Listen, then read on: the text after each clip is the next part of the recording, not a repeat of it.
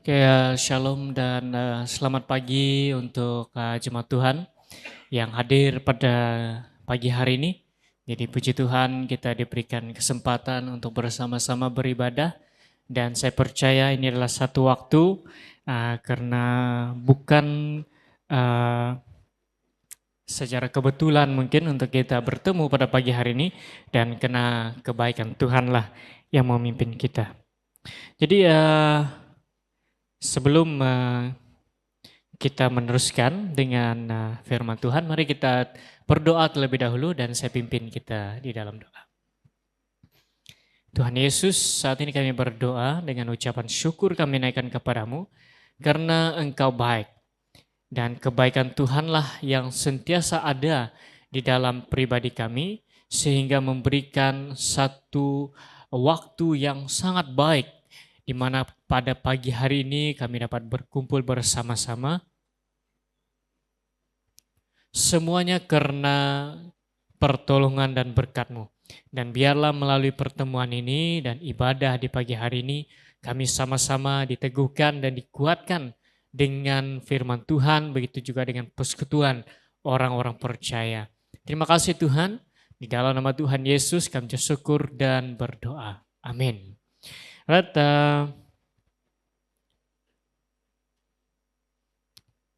Sebelum saya meneruskan pengumuman untuk mungkin ada teens yang ada di dalam ruangan ini, kita akan adakan kebaktian, kamu akan beredar di bilik mesyuarat. So ada kebaktian teens di dalam bilik mesyuarat. Jadi itu pengumuman untuk teens yang ada dalam ruangan ini. Jemaat Tuhan yang kukasihi dalam Tuhan Yesus Kristus. Jadi orang bijak ataupun sebagai orang yang pandai cendekiawan, dia pernah berkata begini, setiap pergerakan matlamat akhir seseorang itu boleh dilihat melalui persiapannya.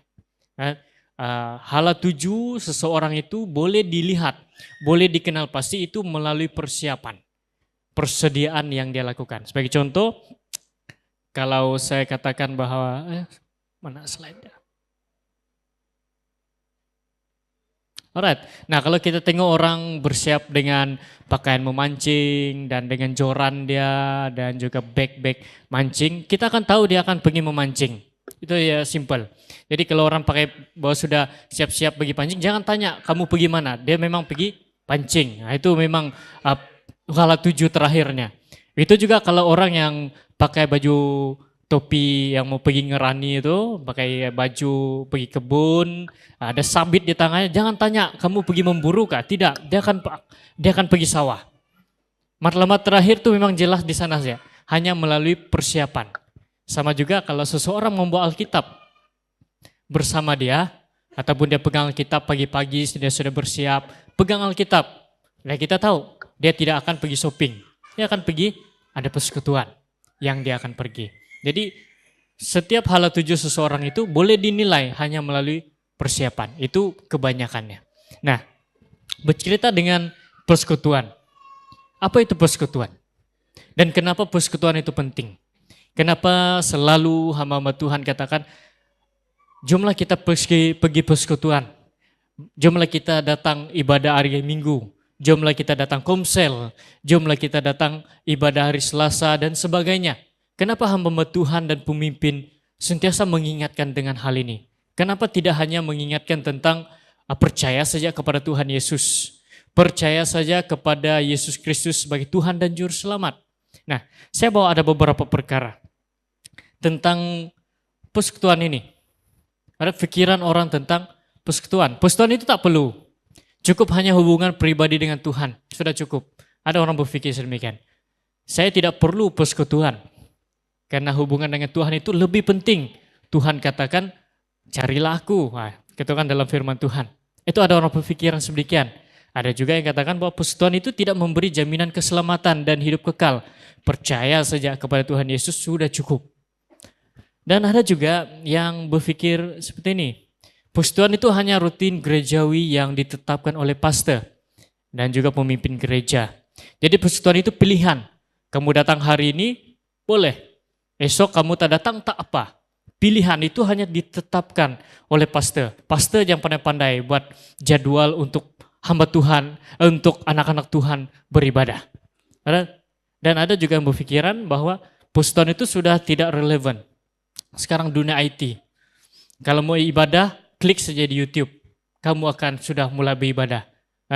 Sekarang itu sudah zaman boleh dikatakan di ujung jari. Tidak perlu kalau kamu rasa mau ibadah di rumah saja sendiri di bilik, ya just buka YouTube, kamu ikutlah mana-mana kebaktian. Orang katakan persekutuan itu sudah tidak relevan. Apalagi bahan pelajaran. Maksudnya bahan pelajaran itu khotbah-khotbah, Bible study. Tidak perlu datang kemana-mana persekutuan. Hanya cukup di Google. Google saja. Dan ada juga orang yang pernah katakan bahwa persekutuan itu hanya untuk para pemimpin dan jemaat yang terlibat dalam pelayanan. Jadi persekutuan itu tidak perlu. Hanya khas untuk beberapa orang. Tapi apakah itu betul untuk kita pikirkan? Saya bawa kita lebih dalam lagi dengan satu pertanyaan dan tema kita. Kenapa perlu ikut persekutuan? Kenapa kita perlu susah-susah? Sudah dibaptis, sudah percaya Tuhan Yesus, perlu juga ikut persekutuan. Kan senang, hari Minggu kita tinggal duduk, dan tinggal hanya buka TV, seperti biasa. Seperti hari Senin sampai hari Sabtu. Tidak ada kerja apa-apa. Kenapa kita perlu juga bangun pagi-pagi, mungkin ada yang bangun 7 pagi, jam 6 pagi, bersiap hanya untuk kebaktian mungkin dalam kiraan jam dia itu 2 jam mungkin. Hanya jam 8, jam 9 sampai jam 11 sudah selesai. Hanya untuk 2 jam kita bersiap-siap, kita bersedia untuk persekutuan. Ataupun mungkin adalah komsel ada 1 jam, kita bersiap-siap melakukan komsel. Kenapa perlu? Jadi saya bawa kita untuk melihat dalam firman Tuhan.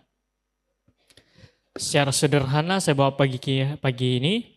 Saya ambil dalam Ibrani pasal yang 10 ayat 25.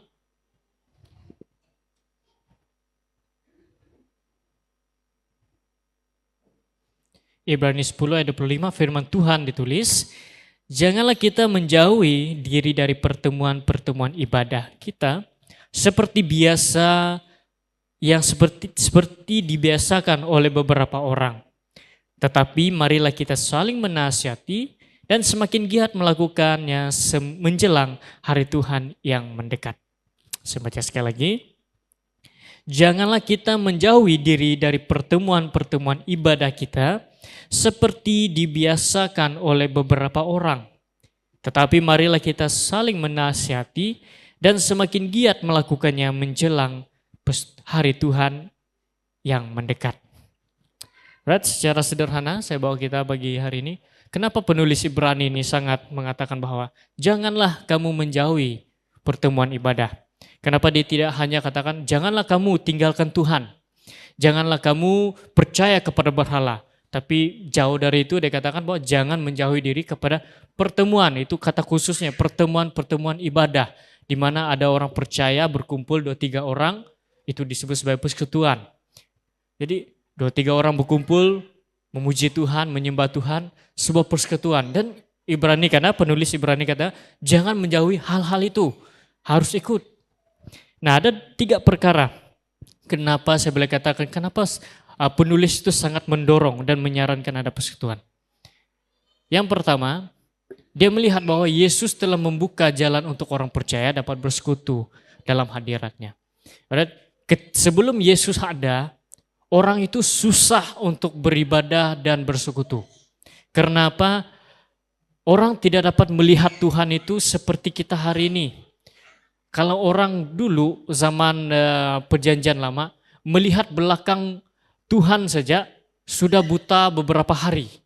Hari ini kita mendengar kesaksian mana-mana orang, saya pernah berjumpa dengan Yesus. Dia tidak buta, tapi makin disegarkan rohaninya.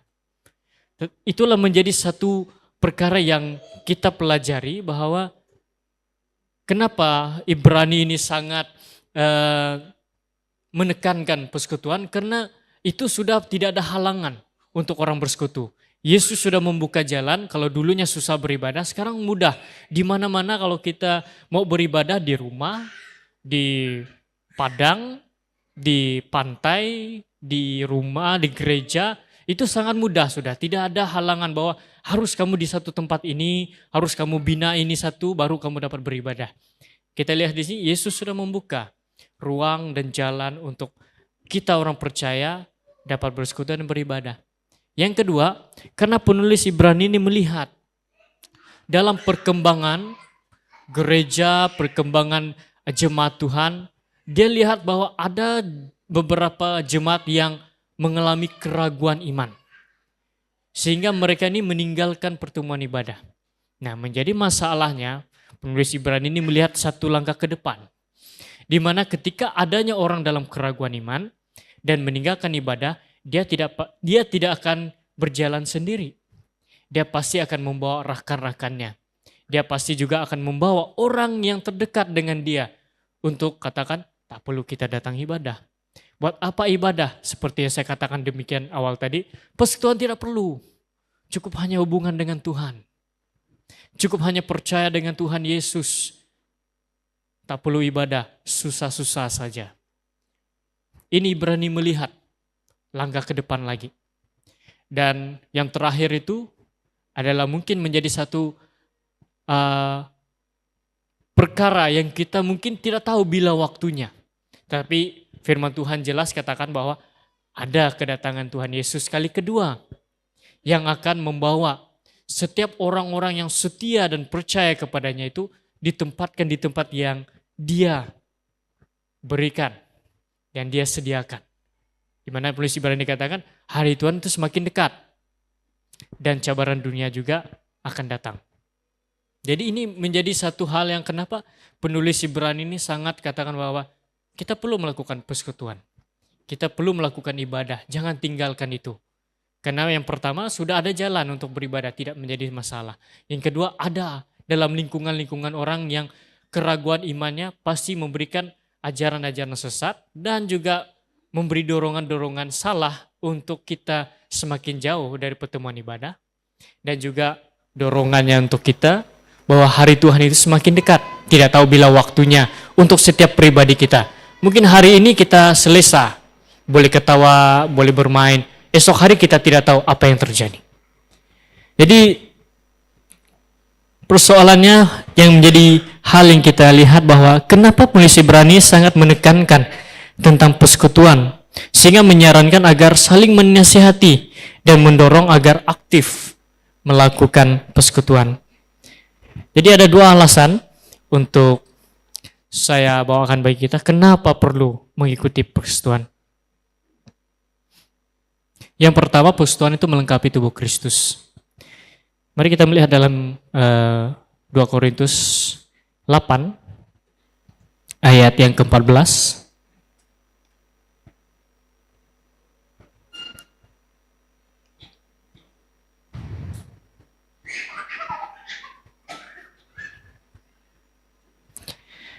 Dua Korintus 8 ayat 14 firman Tuhan ditulis, maka hendaklah sekarang ini kelebihan kamu mencukupi kekurangan mereka, agar kelebihan mereka kemudian mencukupkan kekurangan kamu, sehingga adanya keseimbangan. Jadi saya melihat hal ini dengan satu kata untuk kita fahami tentang mencukupkan. Jadi saya percaya dalam sebuah persekutuan itu tidak hanya tergolong dari satu orang saja, tapi lebih daripada satu orang. Mungkin 2, mungkin 3, 4, ataupun satu keluarga yang memiliki 8 orang. Jadi disebut sebagai persekutuan pasti akan mencukupkan antara satu sama lain. Yang boleh saya katakan bahwa sebuah persekutuan orang percaya itu menjadi kunci di mana tubuh Kristus yang semakin kuat dan semakin sehat. Karena setiap orang yang di dalam persekutuan itu menganggap semua orang penting sebagai tubuh Kristus. Sehingga itulah kalau kita lihat ketika adanya persekutuan dan memikirkan bahwa tubuh Kristus, semua orang itu penting dalam tubuh Kristus, dan mulailah seseorang itu akan bertindak untuk saling memperhatikan dan mengisi kekosongan. Karena kita berpikiran untuk mencukupkan antara satu sama lain, mendorong satu sama lain, melengkapi antara satu sama lain, pastinya kita akan berpikir untuk memperhatikan dan mengisi kekosongan yang ada, kekurangan yang ada. Yang boleh saya katakan kekurangan itu banyak hal. Baik kekurangan dari aspek intelek, jasmani, kerohanian, ataupun material itu bukan lagi menjadi satu perbezaan ataupun jurang hubungan, tetapi menjadi respon hati untuk dicukupkan agar menjadi sama dan juga mampu berjalan mengejarkan visi Tuhan. Jadi bukan hanya memperhatikan, bukan hanya melihat. Saya tertarik dengan kata, saya ingat YB Dennis Tuari, dikatakan bahwa saya tak suka dengan arti memperhatikan. Karena memperhatikan itu kita hanya tengok saja. Dia sakit, oh kita tengok saja. Tapi memperhatikan dan mengisi kekosongan itu pasti lebih lagi untuk kita perhatikan. Mungkin lebih jelas untuk lebih kita pahami. Dan juga bukan hanya memperhatikan dan mengisi kekosongan sebagai persekutuan yang melengkapi tubuh Kristus, dan pasti juga ada saling mendorong antara satu sama lain. Kenapa kita boleh saling mendorong antara satu sama lain? Karena kita melihat kelebihan dan kekurangan salah satu dan cabaran yang dialami oleh salah satu dalam community kita dan dalam persekutuan kita. Dan itulah hati kita tergerak karena kita memikirkan bahwa semua orang itu penting sebagai tubuh Tuhan di dalam tubuh Kristus. Jadi itu secara kata orang otomatis kita akan mendorong antara satu sama lain. Dan pastinya ada di dalam persekutuan kita yang mengalami hal yang sama, mengalami situasi yang sama, dan mereka inilah yang dapat mengerti dan memahami. Mungkin kita katakan tidak apa, persekutuan itu tak penting, orang dunia juga memiliki seperti ini. Mereka juga mengerti dan mereka juga kadang-kadang lebih hebat untuk mendorong saya dalam kehidupan rohani, dalam kehidupan seharian. Namun perbezaannya, orang yang mengenal Tuhan dan orang yang tidak mengenal Tuhan, intipati perkataannya pasti berbeza. Intipati dorongannya juga berbeza. Dan saya percaya hal itulah yang mendorong kita untuk semakin kuat dan semakin teguh di dalam tubuhnya Kristus. Nah, yang kedua, kenapa perlu ikut persekutuan? Di mana persekutuan itu meneguhkan iman kita di dalam Kristus. Jadi mari kita lihat dalam Galatia 6 ayat yang pertama. Saudara-saudara, kalaupun seorang kedapatan melakukan satu pelanggaran, maka kamu yang rohani harus memimpin orang itu ke jalan yang benar dalam roh lemah lembut sambil menjaga dirimu sendiri supaya kamu jangan kena pencobaan. Saya baca sekali lagi. Saudara-saudara, kalaupun seorang kedapatan melakukan satu pelanggaran, maka kamu yang rohani harus memimpin orang itu ke jalan yang benar dalam roh lemah lembut sambil menjaga dirimu sendiri supaya kamu juga jangan kena pencobaan. Jemaat Tuhan yang kukasihi dalam Tuhan Yesus Kristus, persekutuan itu bukan hanya sekadar perkumpulan. Saya boleh katakan bahwa kebersamaan orang percaya itu bukan hanya sekadar memberikan keseronokan, mengisi masa lapang, ataupun hanya karena kita mau ramai-ramai. Tetapi di dalamnya, ia akan memberikan satu peneguhan iman rohani kita. Jika ada yang berpikir bahwa setiap jiwa yang telah dimenangkan oleh Kristus merupakan tanggung jawab bersama untuk dipelihara. Jadi jika seseorang itu menganggap bahwa setiap jiwa yang telah dimenangkan Kristus sebagai tanggung jawab untuk dipelihara, maka seseorang itu tidak akan malu untuk melakukan ketiga perkara ini. Yang pertamanya untuk saling memimpin. Dengan artinya boleh katakan bahwa memimpin itu bukan karena merasakan lebih hebat daripada orang lain, merasakan bahwa saya sudah menjadi anak Tuhan berapa tahun yang lalu, tetapi karena menyadari kesalahan dan akibat yang akan diambil daripada tindakan yang salah.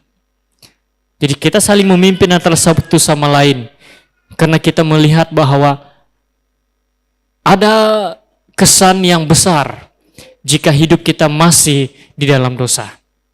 Ada kesan yang besar jika kesalahan itu masih menjadi amalan dan tabiat. Sehingga itulah persekutuan itu penting, karena itu di dalamnya kita saling melihat antara satu sama lain dan mengenal antara satu sama lain, di mana kita juga saling memimpin antara satu sama lain. Yang kedua itu saling mengingatkan. Di mana persekutuan itu bukan hanya memimpin satu sama lain, tetapi saling mengingatkan. Karena saya percaya bahwa hari ini kita itu tidak semuanya perfect secara pemikiran dan tindakan. Kita pasti ada blind spot yang kita sendiri tidak sadar. Di mana itu menjadi hal yang dilihat oleh orang lain. Kita tidak tahu di mana kekurangan kita, tetapi orang dapat melihat. Boleh saya katakan bahwa setiap kata-kata kita pun ada waktunya kita tidak dapat recall balik apa yang kita sudah katakan. Orang lain dengar, orang lain mampu mengetahui. Dan disinilah kita saling mengingatkan. Dengan artinya saling menegur dan mengingatkan tentang firman Tuhan bukan karena pemahaman seseorang itu lebih dalam ataupun hidupnya itu lebih baik. Tetapi karena hatinya itu sangat menghargai kasih Kristus yang telah berkorban dan menyelamatkan dari dosa dan hukuman kekal. Jadi kita mengingatkan antara satu sama lain di dalam sebuah persekutuan itu bukan karena kita mau tunjukkan kepada orang lain bahwa kita itu baik. Bukan juga menunjukkan kepada orang lain bahwa kita itu sudah menghafal Alkitab. Tetapi karena kita tahu bahwa mengingatkan mengingatkan satu sama lain tentang firman Tuhan, karena kita tahu bahwa hari ini kita ada itu karena kasih-Nya Tuhan. Hari ini kita ada beribadah bersama, melayani Tuhan bersama. Hidup hari ini juga itu karena berkat-Nya Tuhan. Dan kita mengingatkan antara satu sama lain supaya kita tidak jauh dan tidak tersalah dan semakin hidup di dalam kesalahan yang kita ada. Jadi semakin mengingatkan untuk kita semakin bertumbuh di dalam Tuhan. Nah, yang ketiga adalah saling membentuk.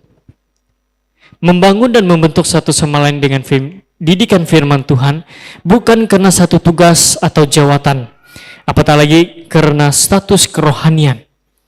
Tetapi karena mengerti tentang ketaatan dan kesetiaan kepada Kristus serta amanat agung Tuhan. Jadi saling membentuk antara satu sama lain dalam sebuah persekutuan. Saya percaya itu adalah karena kita mengerti bahwa bagaimana kesetiaan dan ketaatan kepada Tuhan. Dan mengerti sungguh kenapa amanat agung Kristus itu disampaikan bagi kita. Karena kita hari ini kita katakan bahwa saya mau ikut persekutuan dan saya mau dibentuk di dalam. Bukan hanya mau dibentuk, saya mau dibentuk di dalam. Karena saya tahu bahwa hari ini itu tidak akan sama seperti hari esoknya. Mungkin hari esok cabarannya mungkin berbeza. Mungkin hari ini saya katakan saya mampu bertahan karena level cabaran itu sama seperti hari ini. Kalau hari esok level cabaran kita naik satu tangga, mungkin kita katakan, wah saya mau berhenti sudah.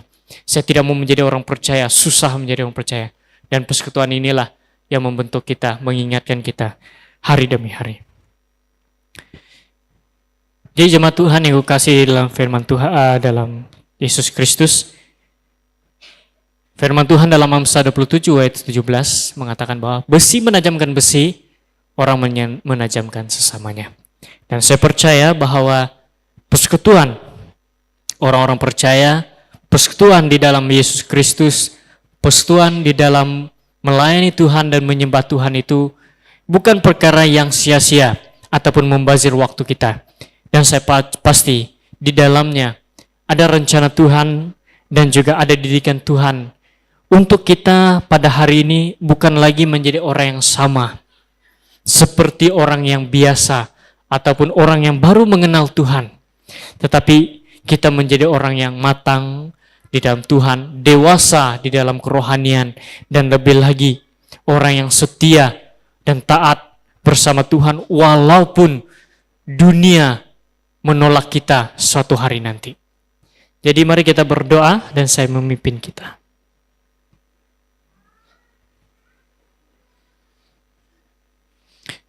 Tuhan Allah Bapa kami di sorga, kami pada hari ini dengan kerendahan hati kami, tubuh-Mu, tubuh yang sempurna di mana setiap anggota bekerja sama, setiap anggota bersatu dan saling memperhatikan satu sama lain. Sehingga itulah menjadi tubuh Kristus yang sempurna dan sehat serta kuat. tidak hanya bersatu dengan Tuhan. Bapa kami di sorga, kami tahu bahwa hari demi hari ini kami mungkin mengalami banyak cabaran yang pasti melemahkan kami. Tapi kami bersyukur kepada Engkau Tuhan, karena kami mempunyai persekutuan ini. Persekutuan yang telah Tuhan sediakan di dalam community kami. Sehingga di dalamnya kami saling mendorong, menguatkan antara satu sama lain, supaya jelas janji-janji Tuhan, jelas jaminan keselamatan yang ada di dalam firman-Mu, sehingga pada hari ini kami sentiasa teguh walaupun cabaran dunia yang semakin hebat melanda kami. Dan saat ini Tuhan kami berdoa, pimpin kami Tuhan agar kami lebih mengerti dengan tujuan Tuhan mengadakan dan menghadirkan community orang percaya di sekeliling kami. Dan biarlah Tuhan terus memimpin kami menjadi anak Tuhan yang setia dan taat, bukan hanya kepada Engkau, tetapi melakukan firman-Mu. Terima kasih Bapa, kami serahkan semua dalam tangan-Mu. Di dalam nama Tuhan Yesus kami syukur dan berdoa. Amin.